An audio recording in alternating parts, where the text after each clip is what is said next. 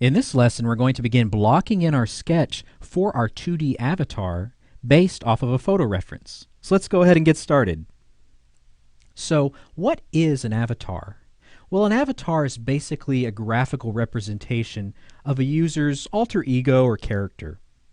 Now, an avatar can take on a three-dimensional form, something like you would see in games with virtual worlds, or a two-dimensional form, something kind of like an icon. And we see examples of 2D avatars on internet forums, online chat, and especially mobile games. There are a lot of card-playing games, chess games, where we see these little avatars that, again, basically represent a user who might be playing that game. Now, most avatars are small in size, and they may come equipped with an array of expressions that a user can choose from to convey their overall mood based off of their experience in a particular game. And so that's what we're basically going to be doing for this entire course, is designing a two-dimensional avatar. Now, an avatar can be really anything you want, anything you want to represent you as the user. So it could be a robot, or an animal, or a desk lamp. I mean, it can be anything. And so what we're going to do is actually create an avatar based off of a photo reference. And I've just clicked on this tab here, bringing up this geeky, kind of silly looking guy that clearly has a lot of animated qualities to his expression. And so we're going to design a somewhat stylistic caricature of him for our 2D avatar. And we're going to explore things like what to keep in mind as the avatar is shrunken down and what will read well visually. So before we begin, let's go ahead and set up our work environment here, as well as our tools that we'll be using. So I'm just going to go up here to Window, and I'm going to go to Arrange, and then in this tab over here I'm going to click on 2 Up Vertical. And this is basically splitting our canvas windows, and this will allow me to sketch on my canvas that I have set up over here to the screen right, while still looking at my reference photo over here to the screen left. And I may want to go ahead and drag this window, or this panel rather, just over this way. That way we'll have plenty of room just when zooming in and out. Now let's go ahead and go over to our tool panel, and I'm just going to grab my brush tool. And we're going to go ahead and set it up to where we can control our opacity and flow when sketching. So I'm going to go over here to the screen right. Over here by my swatches panel, I'm going to look for my brush panel button. And just clicking on that, I'm brought to some of our settings here. And the two settings I'm going to focus on are transfer and shape dynamics. So I'm going to go ahead and click this box here and turn on transfer. And I'm going to want to instill pressure sensitivity for both opacity and flow. So underneath each one of these categories, we have a control for both of those. So just expanding that, I'm going to want to set each control to pin pressure. This will allow me to control my opacity and flow based off of the pressure I apply with my stylus. And we're going to go ahead and turn on shape dynamics, and just making sure we click on that, or select that rather, after checking the box. And I'm going to want to have pin pressure enabled for the size of my brush tip. So just setting at the pin pressure. Again, this will allow me to control the size of my brush tip as I apply it to the canvas. So you may see me jump over here to these settings from time to time, whether I'm sketching or painting, and adjusting one or two of these settings appropriately. So let's go ahead and close that. And before we begin, let's make sure we've got our tab up here selected for the canvas I'll be working on. And if you see over here in our Layers panel, I've created a group which I've titled Base Expression.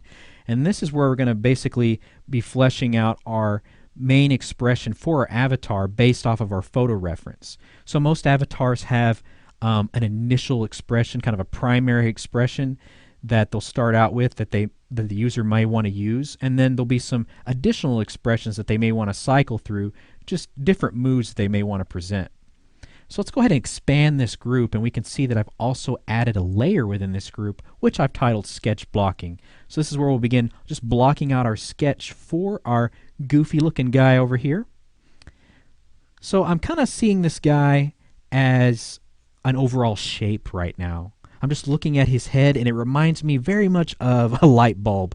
It's very wide here at the top, kind of bulbous, and it kind of tapers down. And this probably has a lot to do with how his neck is being kind of scrunched into his head, how he's kind of pulling his chin inward.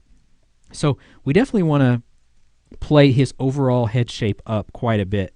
So I'm just starting with the cranium of his head, just as a big circle. And I'm just going to want to kind of bring it down just a little bit. Again, I'm thinking of it as being kind of a light bulb. So just kind of working in that overall shape. Now again, as I've said earlier, throughout this entire course, the thing that we're going to be really trying to focus on is what reads well at a small size. So since we're making a stylistic caricature of this guy, we're going to look for certain elements on his face that we can push further, and we're going to probably zoom out a few times to really see how those elements are reading visually when they're shrunken down. So I'm kind of working in some basic shapes here just for the ears and the nose. He has a pretty prominent nose, and so I'm thinking I may want to really play that up quite a bit. So I'm just kind of roughly blocking in just some lines here where I think his glasses may go.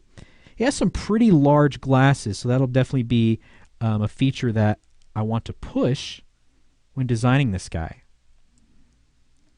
Now, since he is a stylistic cartoon, that doesn't necessarily, or a stylistic rendition rather, it doesn't mean I want to give him these really large cartoony eyes necessarily. I'm kind of thinking of, how certain elements will balance out each other in designing this character. Coming down here to the mouth, his mouth really shows a lot of his character. Just the way it kind of tapers off there in the corners, really giving him those kind of weird smile lines on the side, some of these kind of wrinkles right here. And his chin comes down quite a ways too. So it's starting to feel pretty nice. I'm actually going to go ahead and hit Control-T on my keyboard. Let's go ahead and free transform this, and I'm just holding down Shift as I drag in a corner. Just bringing it up a little bit larger, just so we can see everything a little more clearly. So just kind of focusing on this overall shape. Now, he's not just going to be a floating head. We're going to want him to have kind of a bust down here. Now, this bust, we're going to make it a lot smaller because, again, the focus of this avatar is going to be the facial expressions. So we don't want the bust to really compete as far as size and proportion go. So I'm just roughing in the collar and the tie for his bust area down here, for his shirt area. That's feeling pretty nice. All right, so again, this is just one way to begin kind of blocking out your sketch for your avatar. Now, if you don't have a particular photo reference that you're working from, you can start any which way that's comfortable for you. But since we're working from a photo, I just kind of want to examine it and just kind of lay some groundwork. And you also may notice that I'm using just a blue color for my sketching. I like to use blue just because later on I'm going to lower the opacity of my sketch layer, and when I start adding additional features and later on line work, it just allows for a nice contrast when applying those additional lines. All right, well, I think we're at a good point. We can really kind of continue on refining and getting our shapes pretty much where we want. But in the next lesson, what we're going to focus on is adding those additional facial features and really starting to flesh out our sketch. So before we go forward, let's just zoom out one more time just to see how everything is looking shrunken down. And I'm thinking that's looking pretty good. The shape of the nose, the ears, and the mouth, I think, are all going to read really well. So again, in the next lesson, we'll begin adding in those facial features for our 2D avatar.